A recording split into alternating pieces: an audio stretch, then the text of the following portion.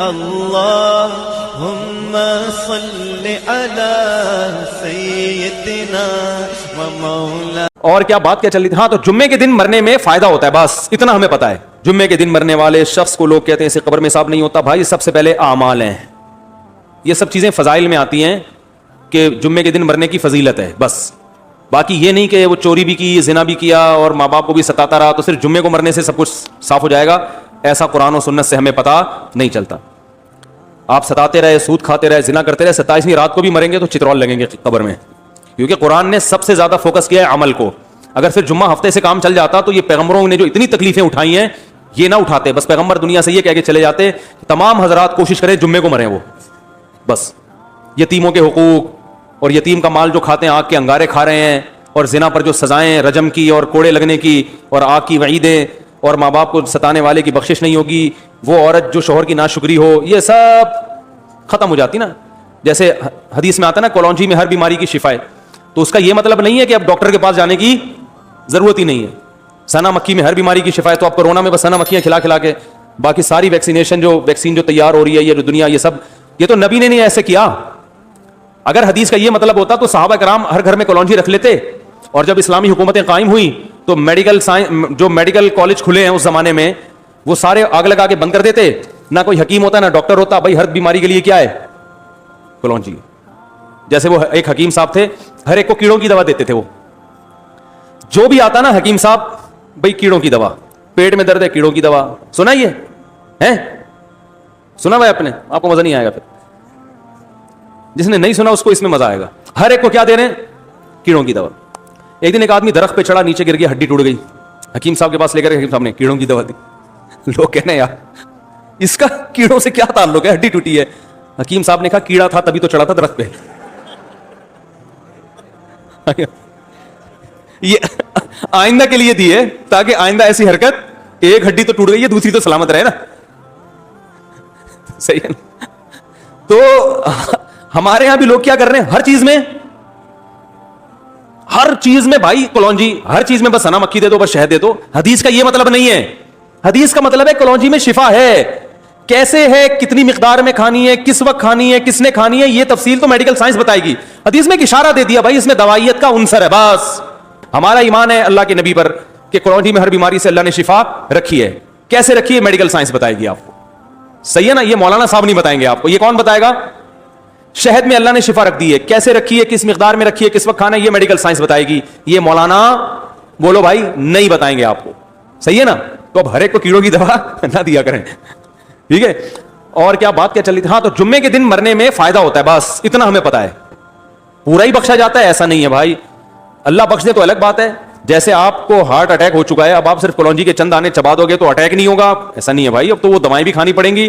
اور آپ نے 15 سال جو میرے مشورے پہ 2 پراٹھے صبح کھائے ہیں دیسی گھی کے، یا سوری دیسی گھی کے نہیں، وہ جو ہوٹل کے، تو وہ بھی اثر کریں گے 15 سال کے بعد. ٹھیک ہے نا؟ تو یہ سب کچھ ہوگا. تو اس لیے کولونجی بھی کھائیں. اور پہلی بات تو یہ کہ ان تمام بڑی بڑی چیزوں سے احتیاط کریں. تو اسی طرح اصل چیز ہے گناہ. دیکھو زہر کولونجی میں شفا ہے، لیکن آپ نے کہا میں ایک چٹکی کولونجی کی بھی لوں گا، ایک چٹکی زہر کی بھی کھاؤں گا، کیونکہ زہر سے جو بیماری آئے گی کولونجی سے شفا مل جائے گی. یہ دلیل صحیح ہوگی. تو اسی طرح بھائی کولونجی میں شفا ہے بشرطے کہ زہر سے بچے، نقصان دہ چیزیں نہ کھائے، پھر شفا ہے. تو اسی طرح یاد رکھو جمعے کے دن مغفرت ہو جاتی ہے مرنے والے کی، بشرطے کہ جو زہر آخرت کے عذاب کا ذریعہ بنتا ہے نا، یتیموں کا مال کھانا، والدین کے حقوق ادا نہ کرنا، اس زہر سے بچے. تو پھر جو چھوٹی موٹی جراثیم ہے نا وہ جمعے سے کیا ہو جائیں گے؟ وہ معاف ہو جائیں گے. تو صغیرہ گناہ، چھوٹے موٹے جو گناہ ہوتے ہیں وہ لیلۃ القدر میں مرنے سے بھی معاف ہو جاتے ہیں، جمعے میں مرنے سے بھی معاف ہوتے ہیں. جمعے میں مرنے سے تھوڑے والے جراثیم لیلۃ القدر میں تھوڑے اور اسٹرانگ جراثیم مر جاتے ہیں. لیکن یہ جو آپ جائیدادیں کھا کے بیٹھے ہوئے ہو بہنوں کی وراثت کے، حج فرض ہوا وہ نہیں ادا کیا آپ نے، ماں باپ کو ستایا، یہ اتنے بڑے بڑے جراثیم ہیں، یہ لیلۃ القدر کا اسپرے ان پہ کام بولو بھائی نہیں کرتا. اس کے لیے اللہ نے قرآن میں جو توبہ کا طریقہ بتایا اور حقوق العباد ہے تو وہ واپس کرنے پڑیں گے، وہی طریقہ ہے. بعض لوگ بہت غلو کرتے ہیں، جو بھی لیلۃ القدر میں مر گیا بس وہ ڈائریکٹ جنت میں، ایسا نہیں ہے. اور یاد رکھو جو کبیرہ گناہ کا مرتکب ہو کھلے عام، تو شریعت نے اس کو فیور کرنے کی اجازت نہیں دی ہے. دیکھو خودکشی کرنے والے کا نماز جنازہ پڑھنا جائز ہے، پوری امت کا اجماع ہے، لیکن نبی نے نہیں پڑھا. نبی نے نہیں پڑھا. حالانکہ آپ تو رحمت للعالمین تھے نا، آپ سے زیادہ کسی کو ترس آیا ہوگا خودکشی کرنے والے پر، لیکن آپ نے نہیں پڑھا، بائیکاٹ کیا. کیوں؟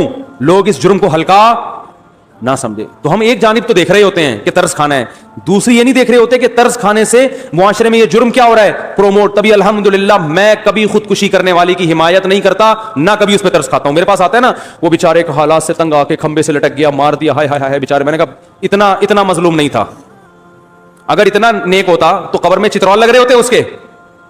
ارے سب سے پہلے تو اللہ کو ترس آتا نا اس کے اوپر.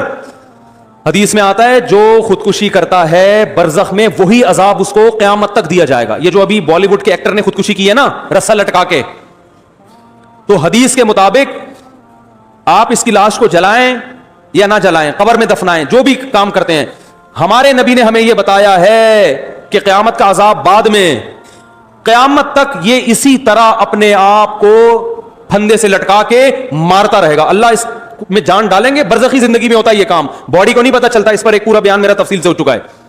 برزخ میں اللہ اس کی روح کو جسم دیں گے, اسی طرح اللہ کہیں گے لٹکو, مارو اپنے آپ کو, تڑپے گا, مرے گا, پھر پھندا لٹکے گا. حدیث میں آتا ہے جس نے پہاڑ سے گرا کے اپنے آپ کو مارا تو قیامت تک اللہ اس کے لیے پہاڑ قائم کرتے رہیں گے, وہ اس پہ گرا کے اپنے آپ کو مارتا رہے گا, مرے گا, پھر اللہ زندہ کریں گے, پہاڑ پہ چڑھائیں گے, پھر گرائیں گے اس کو, قیامت تک یہ عذاب ہوتا رہے گا. تو خودکشی کرنے والے پہ کبھی ترس نہ کھایا کریں, یہ جرم ہے. اور پاکستانی قانون کے حساب سے بھی جرم ہے. خودکشی کرنے والا اگر بچ جائے اس کے خلاف FIR کٹوائی جا سکتی ہے, اریسٹ ہو جائے گا فوراً. بہت سی خواتین سوسائڈ کرتی ہیں شوہر کے سسرال کے حالات سے تنگ آ کے. حالات تو ہوتے ہیں سسرال کے بڑے بڑے خراب بھی ہوتے ہیں.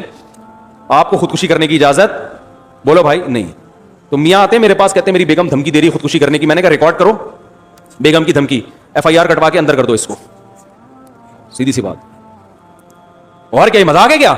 اگر یہ پی لے زہر تو شوہر کا تو بیچارہ چوڑے میں آ گیا, اس لیے کہ پھر یہ بتانا کتنا مشکل ہوگا کہ اس نے نہیں مارا, خود مری ہے. پھر اگر مر گئی تو پھر وہ ایک نئی ٹینشن کھڑی کہ اس نے اتنا ٹارچر کیا ہوگا کہ بیچاری نے اپنے آپ کو مار لیا. تو کوئی بھی غم ہو آپ کو اپنے آپ کو قتل کرنے کی اجازت نہیں ہے. شوہر اتنا بڑا ظالم ہے, طلاق لو بھائی, اس سے خلا مانگو, گھر